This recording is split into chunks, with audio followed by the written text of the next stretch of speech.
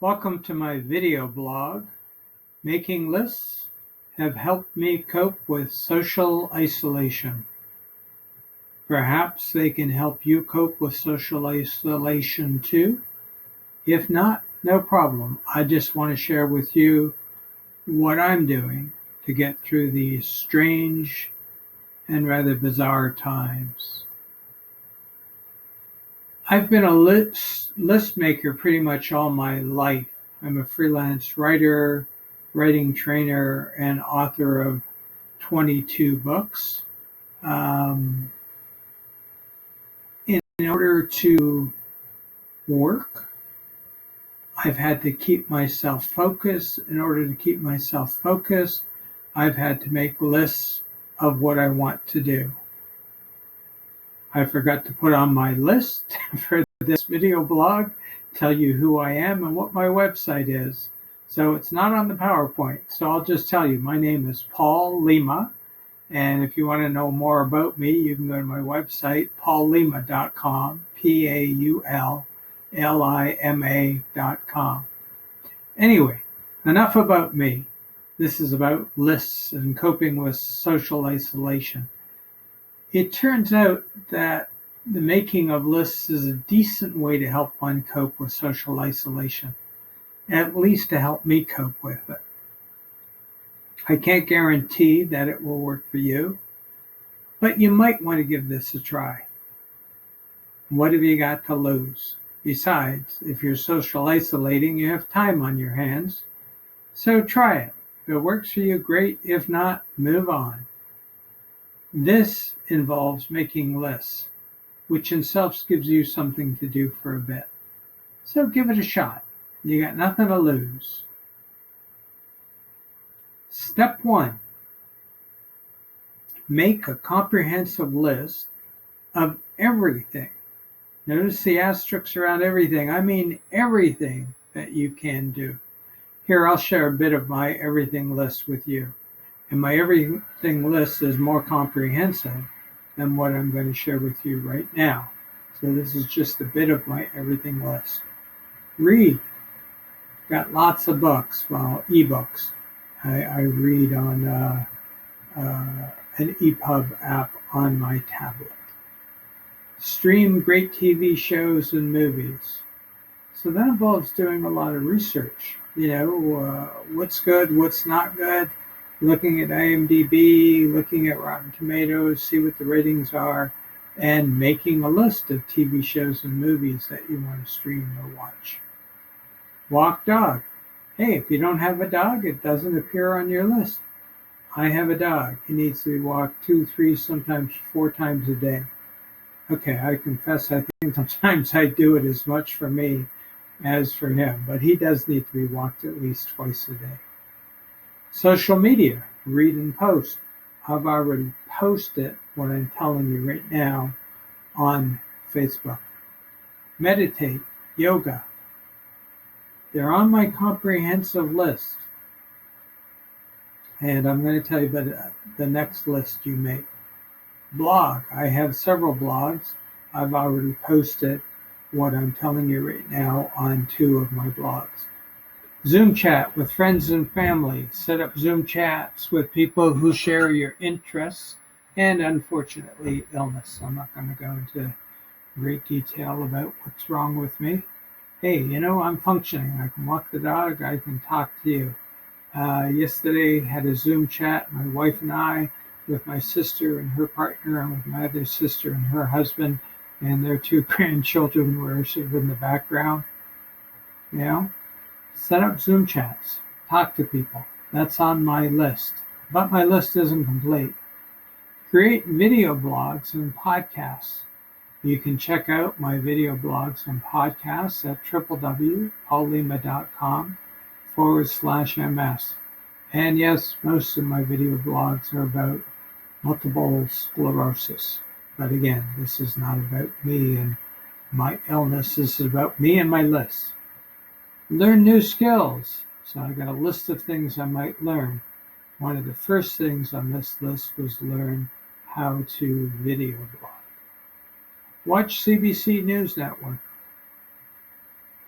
and CNN as well. I found a streaming site so I can watch CNN as well. We don't have cable. So I found CBC News Network online, CNN online. Help best you can with domestic chores. I don't do a lot domestically, but I do walk the dog. Sit on couch and do nothing. In other words, give yourself permission to have some downtime. And on the list goes. As I said, it's a comprehensive list. You can even put things you have to do, emphasis on have to do, like cook, shower, shop, house clean, etc. on the list. Make it as comprehensive a list as possible. That is step one. So step two, just because something appears on your can-do list does not obligate you to do it. The second list you want to make is a list of things you want to do or would most like to do. So meditation and yoga do not appear on my second list. I can do them. I don't want to do them.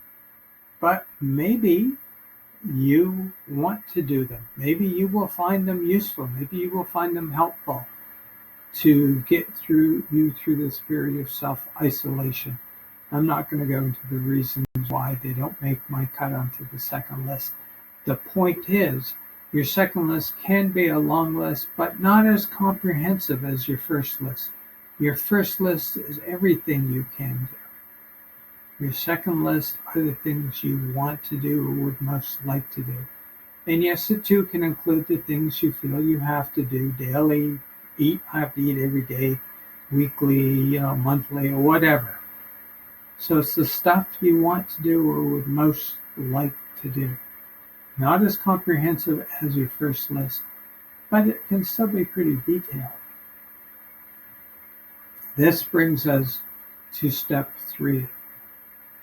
Every morning, before breakfast, I suggest, unless you absolutely have to have your coffee before you can do anything, review list 2 and make a daily to-do list. So this is something you do every day. What am I going to do today? Based on list 2, I will move these 2, 3, 4 elements over to my daily list. Even assign the times you will do the things on your daily list. Do this at 9 a.m., do this at noon, do this at 2 p.m. The fact is you only have so many hours in a day to do stuff. So what you want is a list of what you will do that day and when you will do it. So here you go. You've got a list of what you're going to do today based on list 2, all the things you can do. I want to show you how complex yet useful your list can be. For instance, if you want to learn a new skill, you won't learn it unless you chunk it. What steps do you have to take to learn the skill? I didn't just learn how to make video blogs on my list and accomplish it. I had to break it down into a number of chunks and tackle the learning experience chunk by chunk. In fact, the first thing I had to do was learn what chunks I had to do to learn the new skill. So once I figured out all the chunks I had to do to learn how to make video blogs, then every day I could put a different chunk on the list, accomplish it, and it moved me closer to my goal of making video blogs, which I'm doing right now. And if you go to paullima.com/ms, you will see all the video blogs that I have made and the webinars I have made using video. Just to let you know, I'm using something called loom.com. Records my screen, so I have had to learn how to make PowerPoints, and it records me. When I'm finished, I save it to Loom. It downloads it as a video. I have to give it an appropriate name, upload it to YouTube, and then to share it. I had to break it all down into a series of chunks, and then I could accomplish what I'm doing right now. And as I say, the first thing I had to do was learn what I had to do in order to do what I'm doing. I had to figure out what all the chunks were. I'm not saying that you have to fill each self-isolation minute of your life with something. Take time to do nothing, to wallow, or whatever. I'm just suggesting that you may not want to let nothing, wallowing, become your life. So what you need to do is consciously figure out what you can do and want to do. Otherwise, nothing might become your default do. Unless you know what you can do, and unless you determine what you want to do, you're going to wake up every day and say, I have nothing to do. And then you will do nothing. It becomes your default.